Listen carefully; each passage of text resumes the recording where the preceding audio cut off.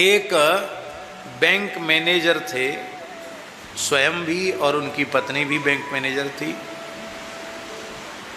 उनके घर में रंगाई पुताई करने वाले लोगों ने ही उनके माता पिता की हत्या कर दी और उनके 9-10 साल के पुत्र की हत्या कर दी।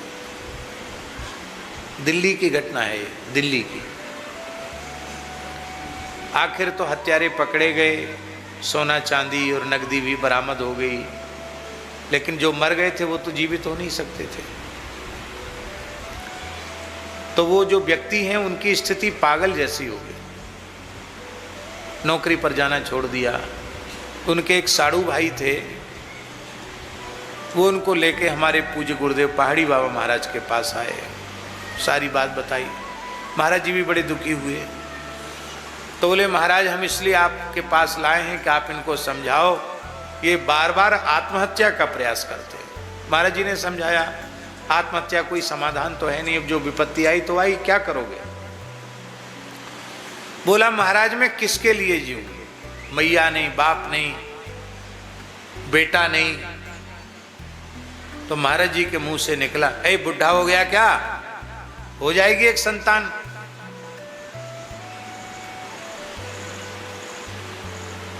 उसने कहा महाराज संतान नहीं हो सकती। क्यों?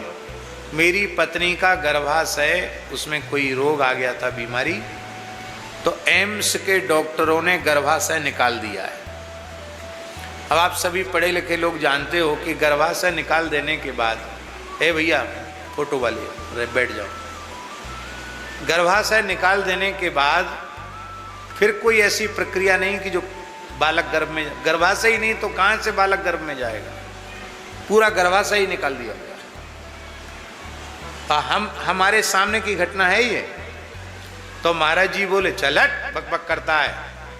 भगवान से बड़े होते हैं डॉक्टर की महात्माओं से बड़े होते हैं, किससे बड़े होते हैं। मैंने कह दिया ना संतान हो जाएगी, जा। और वो जो व्यक्ति थे उनको इतना एक बाल के बराबर विश्वास नहीं था। पढ़े लिखा आदमी कैसे समझे, गर्भाशय निकाल दिया गया, बच्चे कैसे होगा। 1 साल पीछे उनके एक बेटी हुई। जिन डॉक्टरों ने ऑपरेशन करके गर्भाशय निकाला था वो महाराज का दर्शन करने आए। बोले ये नया गर्भाशय किसने भीतर बना दिया। महाराज कुछ सेवा बताओ। महाराज ने कहा ब्रजवासी संतों की कुछ सेवा करो। तो डॉक्टरों ने वहाँ एक कैंप लगा करके और गरीबों की, साधु संतों की, ब्रजवासियों की सेवा भी की। महाराज जी की आज्ञा से कैंप लगाए डॉक्टरों ने। फिर 1 साल के 2-3 साल की उसकी बच्ची हो गई। तो एक दिन महाराज जी से बोली बाबा हमको भैया दे दो। महाराज बोले ये गृहस्थी बड़े लोभी होते हैं। पहले कहता था मर जाएंगे, अब बेटी होगी तो कहते बेटा चाहिए। उसकी मैया ने रोते हुए कहा महाराज राखी बांधने के लिए भैया तो चाहिए। जा जा जा, हो जाए, अगली साल बच्चा बालक हो जाएगा। अब तो वो नौकरी चाकरी करते, दोनों के ब्याह हो गए, शायद कोई उसमें से एक विदेश में है। अब कोई डॉक्टर ने तो कोई ये किसी का गर्भवाणी निकली और सच्ची हो गई। ऐसी 1-2 बातें नहीं, कितनी बातें। ग्वालियर के बाबा महाराज एक सज्जन थे, उनकी गृहिणी को कैंसर, अब तो कैंसर के भी अच्छे इलाज होने लगे। उस जमाने में कोई कैंसर का इलाज नहीं था बम्बई के अलावा। बम्बई लेके गए, बहुत इलाज हुआ और अंत में डॉक्टरों ने हाथ खड़े कर दिए कि अब ये चाहो यहाँ मार लो, चाहो घर ले जाओ, अब इलाज संभव नहीं है। पूरे शरीर में बीमारी फैल गई। वो सज्जन पत्नी को लेके ग्वालियर जाने लगे। उनकी पत्नी ने कहा एक बार हमको गुरु महाराज का दर्शन करा दो, मरना तो है ही है, गुरु महाराज का दर्शन कर ले। खाक शौक में ले आए। तो आप समझते हैं कि कीमो जब शुरू होती है तो नक वक सब गिर जाते हैं, केस उड़ जाते हैं, शरीर कैसा हो जाता है आप सब जानते हैं। और अब तो आखिरी स्टेज थी। तो महाराज जी देखते ही बिगड़ने लगे। अरे राम राम, दुनिया में घुमा रहा है, अमर करेगा, अमर करेगा, ऐसे ही बोलते थे, अमर करेगा। अरे सुख से मरने भी नहीं देता, घर ले जा, प्रेम से मरने दे। महाराज मैं गृहस्थ आदमी हूं, मैं तो अपना सर्वस्व दे के अपनी पत्नी को ठीक करना चाहता हूं। 10 लोग क्या कहेंगे मेरे लिए कि अपनी घरवाली का इलाज नहीं करा रहा है। तो इलाज करा लिया ना तूने, कर दिया ना डॉक्टरों ने ठीक। रोने लग गया वो, बोला हम तो आपके यहीं छोड़ के जा रहे हैं, मैं तो अब कहीं नहीं जाऊंगा, आप चाहे ठीक करो चाहे कुछ। अरे चल हट हट यहां से हट।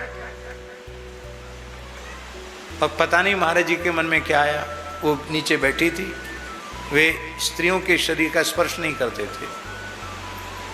और महाराज जी गए और ऐसे सिर ऐसे पकड़ा, चल ठीक हो गई जा। और उठ के खड़ी हुई, अभी जा अभी जा अभी जा। इसके बाद माताजी बिल्कुल ठीक हो गई, कोई बीमारी नहीं, फिर से बाल आ गए, फिर से नख आ गए, तगड़ा शरीर हो गया। और इसके बाद कम से कम 20 वर्ष तक जीवित रही, 20 वर्ष तक।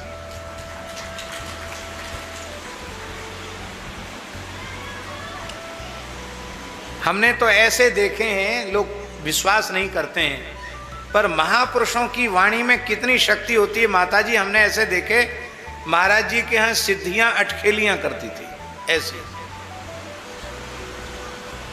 ज्यादा लोग नहीं रहते थे खाक चौक में।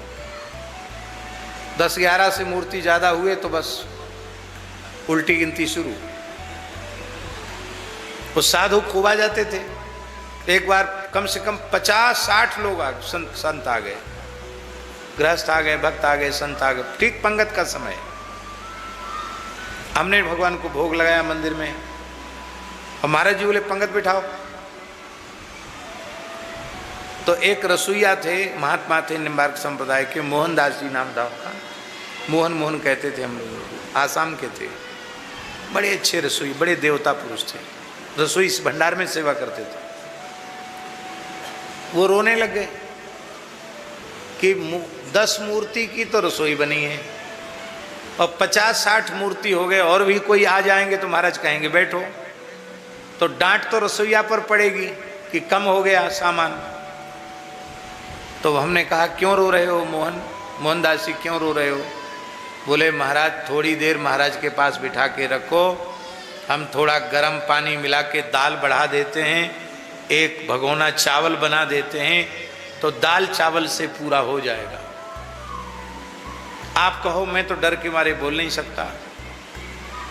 अब हम कहने आए, अब उनसे तो सबको ही डर लगता था, नरसिंह भगवान थे, सबको डर लगता था।